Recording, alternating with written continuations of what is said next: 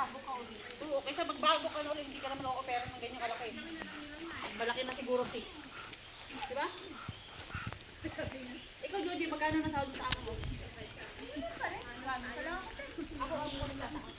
5-5 na ako dyan eh. Pagtapos sa susunod, every year 500 dagdag niya. Eh wala naman akong balak mag-yan. 5-1, ang minimum na ngayon. Doon din ako eh, pero dinagdagan niya na ako, ginawa niya ng 5-5.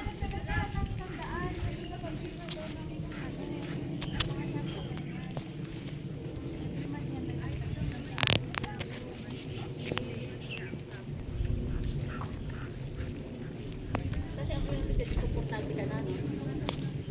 Blessing na lang sa amo na. Ako din, kung sa atin yung dinagdagan.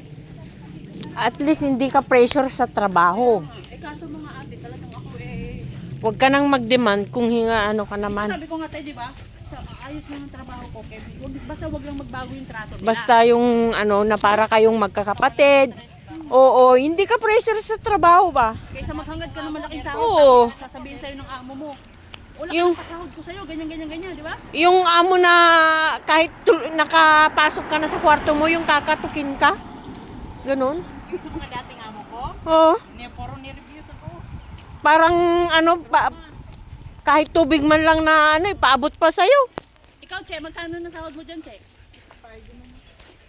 Sana renew ka din dyan, ano? Sana. Kasi kung i-renew ako, dito na ako kaysa maghanap pa ako. Oo, mag-adjust ka na naman. Oo, kahit hindi niya nadagdagan, ano? Oo, kahit okay na ako yan kasi hindi na masyadong ano eh, hindi masyadong hit. Tsaka gamay mo na yung trabaho, tsaka yung lugar. Oo, tsaka